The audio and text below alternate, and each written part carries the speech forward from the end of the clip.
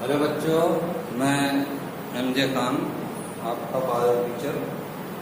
उम्मीद है आप लोग ठीक ठाक होंगे, घर पे होंगे, पढ़ाई लिखाई कर रहे होंगे। और इसके पहले वीडियो में मैंने आप लोगों को प्रकाश संश्लेषण से संबंधित बातें बताई थी और प्रकाश संश्लेषण के ऊपर कुछ प्रयोग किए गए थे, उसके बारे में बताया था। तो पोषण जैसा कि बताया गया था कि आपको दो प्रकार का पोषण होता है, एक स्वपोषी पोषण होता है, एक परपोषी पोषण होता है। पोषण का मतलब क्या है? पोषण का अर्थ है भोजन से। तो ये पोषण क्यों किया जाता है या पोषण का क्या महत्व है, इसके बारे में हम थोड़ी सी बात करेंगे, चर्चा करेंगे। पोषण का महत्व या पोषण की क्या आवश्यकता, पोषण की आवश्यकता क्यों होती है। तो पोषण का महत्व जो है, ये 3-4 पॉइंट्स हैं, इसको आप ध्यान से सुने। पहला है ऊर्जा की पूर्ति के लिए, ऊर्जा की पूर्ति के लिए। देखो बच्चों, हम जितने भी हमारे शरीर के अंदर जितने भी तरह की क्रियाएं होती हैं, तो हर एक क्रिया के लिए हमको ऊर्जा की या एनर्जी की आवश्यकता होती है। और उस ऊर्जा की पूर्ति के लिए, एनर्जी की आवश्यकता के लिए हमको क्या करना पड़ता है? पोषण करना पड़ता है, क्योंकि इसी पोषण से ही हमको ऊर्जा मिलती है। पोषण में जो पोषक पदार्थ मुख्य रूप से कार्बोहाइड्रेट है, वसा, उससे हमको ऊर्जा जो है वो प्राप्त होती है। तो ऊर्जा की पूर्ति के लिए किया जाता है। दूसरा पॉइंट है कि जो पोषण का महत्व है, पोषण किस लिए किया जाता है? शारीरिक वृद्धि के लिए, शारीरिक वृद्धि के लिए, शरीर में वृद्धि हो उसके लिए भी पोषण की आवश्यकता होती है। जो पोषक पदार्थ प्रोटीन वगैरह होता है, वो हमारी वृद्धि के लिए, हमारी ग्रोथ के लिए जो है वो बहुत ही आवश्यक है। तो इसके लिए भी हमको पोषण की आवश्यकता होती है। तीसरा पॉइंट है बच्चों, शरीर में टूट फूट की मरम्मत के लिए, शरीर में टूट फूट की मरम्मत के लिए हमारे शरीर में बहुत सारी क्रियाओं के उपरांत शरीर के अंदर तमाम टूट फूट चलती रहती है। उन टूट फूट की मरम्मत के लिए क्या करना है? यह पोषण की आवश्यकता होती है। जैसे हमारा घर है, अगर टूट फूट गया है तो अगर हम उसकी मरम्मत नहीं करेंगे तो वो घर धीरे धीरे क्या होगा? एकदम बेकार हो जाएगा, रहने लायक नहीं हो जाएगा। तो शरीर में जो टूट फूट होती है, उस टूट फूट की मरम्मत के लिए हमको पोषण की आवश्यकता होती है, ताकि जो टूट फूट हो रही है वो उसकी मरम्मत की जा सके और हम स्वस्थ रह सकें। चौथा और इम्पॉर्टेंट पॉइंट है बच्चों कि रोगों से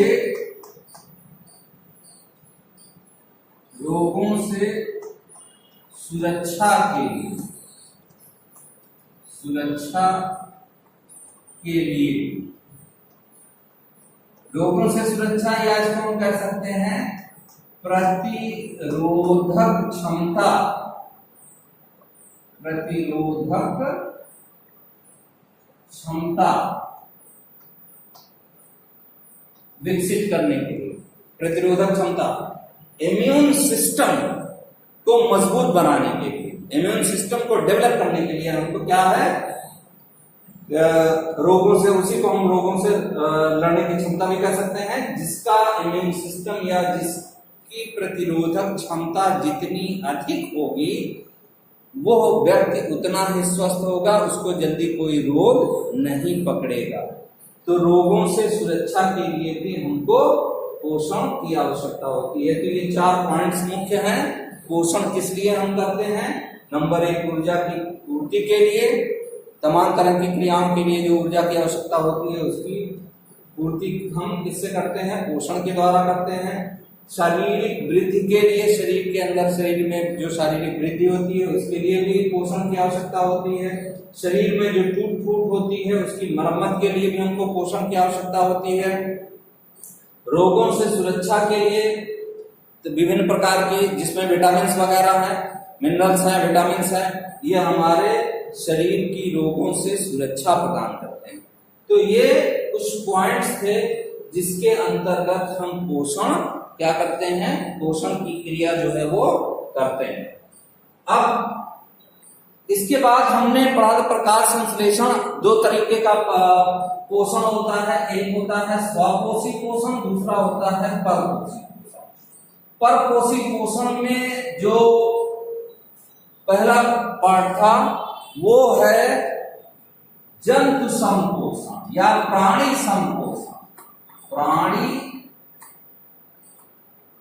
संपोषण, होलोजोइक मोड ऑफ न्यूट्रिशन, प्राणी संपोषण, होलोजोइक मोड ऑफ न्यूट्रिशन। इसके अंतर्गत क्या होता है बच्चों कि प्राणी संपोषण जो होता है, ऐसे जंतु जो अपना भोजन ठोस या तरल रूप में ग्रहण करते हैं और उसको विभिन्न चरणों के उपरांत, विभिन्न क्रियाओं के उपरांत, विभिन्न अवस्थाएं होती हैं, उन अवस्थाओं के उपरांत वो उससे ऊर्जा और दूसरी चीजें जो हैं वो प्राप्त करते हैं, वो आता है प्राणी संपोषण। इसमें उदाहरण के रूप में जैसे अमीबा एक कोश की है, उसके अंदर भी प्राणी संपोषण होता है। और जो बहुकोशिकीय जीव जैसे हम आप जंतु हैं, हमारे अंदर भी प्राणी संपोषण होता है। तो प्राणी संपोषण की कौन कौन सी इसकी अवस्थाएं हैं या कौन कौन से इसके चरण हैं, प्राणी संपोषण जो होता है वो किन किन कैटेगरीज के अंतर्गत आएगा, इसमें कौन कौन सी अवस्थाएं आएंगी, उसको पहले देख लेते हैं, फिर इसके बाद हम डिटेल में देखेंगे। ये प्रक्रिया जो है पाचन तंत्र से जिसको संबंधित कह सकते हैं, उसी के अंतर्गत है। तो पहला है अंतर्ग्रहण। अंतर्ग्रहण इसको अंग्रेजी में कहते हैं इंजेशन, भोजन का अंतर्ग्रहण। दूसरा पॉइंट है बच्चों, भोजन जो किया गया है, भोजन अंदर गया है, उसका होता है वो है उसका अंतर्ग्रहण के बाद है पाचन, या इसको हम कहते हैं डाइजेशन, पाचन। भोजन पचने के उपरांत क्या प्रावस्था होती है, उसके बाद उस बचे हुए भोजन का होता है अवशोषण, एब्जॉर्प्शन। इसके बाद चौथी स्टेज आती है जो होती है स्वांगीकरण, एसिमिलेशन। और पांचवी स्टेज जो होती है वो है बहिक्षेपण। अब इसमें क्या है, इसको ध्यान से सुनिए और एक उदाहरण के जरिए मैं आपको समझाता भी हूं। प्राणी संपोषण के अंतर्गत होलोजोइक मोड ऑफ न्यूट्रिशन जो है, उसके अंतर्गत ये 5 क्रियाएं होंगी। 5 अवस्थाओं में प्राणी संपोषण जो होता है वो पूर्ण होता है। अंतर्ग्रहण, भोजन का अंतर्ग्रहण, भोजन अंदर जाना शरीर के, फिर उस जो भोजन गया है वो जटिल रूप में होता है, उसका पाचन होता है। पाचन में वो सरल पदार्थों में तोड़ा जाता है, सरल अणुओं में, और उसके बाद जब वो पच जाता है विभिन्न एंजाइमों की सहायता से, तो वो अवशोषित कर लिया जाता है शरीर के अंदर। और शरीर के अंदर अवशोषित होने के बाद फिर वो कोशिका द्रव्य में जाकर के, कोशिकाओं के कोशिका द्रव्य में जाकर के मिलता है। और कोशिका द्रव्य में मिलने के उपरांत क्या होता है, उसका इस्तेमाल होता है, उसका प्रयोग होता है।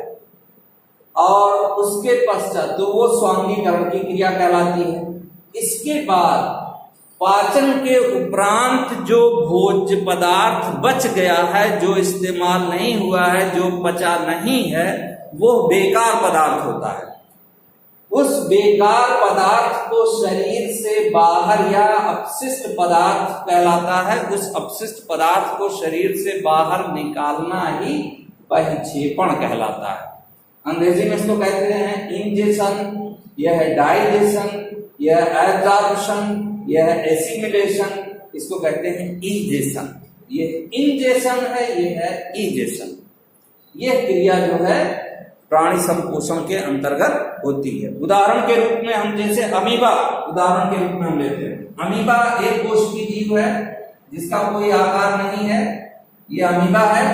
इसको अगर यहाँ कोई भोज्य पदार्थ इसके निकट आता है तो ये क्या काम करता है, इसमें उभार बनते हैं और उभार बन करके ये जो पोषक क्या नाम है, जो भोज्य पदार्थ है वो इसके अंदर ग्रहण कर लिया जाता है। ये भोज्य पदार्थ है, भोज्य पदार्थ, और भोज्य पदार्थ जब इसके अंदर ग्रहण कर लिया जाता है तो एक फूड वैक्यूल बन जाती है। इसमें खाद्य धानी के रूप में यह अंदर ग्रहण कर लिया जाता है। इसको कह सकते हैं खाद्य धानी, खाद्य धानी, फूड वैक्यूल। अब क्या होगा बच्चों, इसके अंतर्गत इसमें अमीबा है, यहाँ केंद्रक इसमें होगा। अब इस अमीबा के अंदर इसके कोशिका द्रव्य में, जो कोशिका द्रव्य है उसमें तमाम सारे एंजाइम्स होते हैं। वो एंजाइम, अब देखो अंतर्ग्रहण हो गया ये। अब इसके बाद पाचन है। पाचन में क्या होगा कि इसके अंदर से तमाम सारे एंजाइम निकलेंगे और वो एंजाइम इस खाद्य पदार्थ को क्या करेंगे, पचाने का काम करेंगे। जैसे एमाइलेज वगैरह है, ये तमाम तरह के एंजाइम्स जो हैं वो निकलते हैं जो भोजन को पचाने का कार्य करते हैं। भोजन पचने के उपरांत क्या होगा, अब जब भोजन पच गया है तो वो इससे विसरित होकर के क्या हो जाएगा, इसके कोशिका द्रव्य में पहुंच जाएगा। यहां से निकल करके विसरित होकर के इसके कोशा द्रव्य में पहुंच जाएगा। कोशा द्रव्य या कोशिका द्रव्य में पहुंचेगा। यह क्रिया अवशोषण कहलाएगी। पहला हुआ अंतर्ग्रहण, इसके अंदर आया, इसके बाद तमाम पाचक एंजाइमों की सहायता से इसको पचाया गया। फिर पचने के उपरांत, पचाने का मतलब है सरल अणुओं में तोड़ देना। जो जटिल कार्बनिक पदार्थ है वो सरल अणुओं में तोड़ दिए जाते हैं।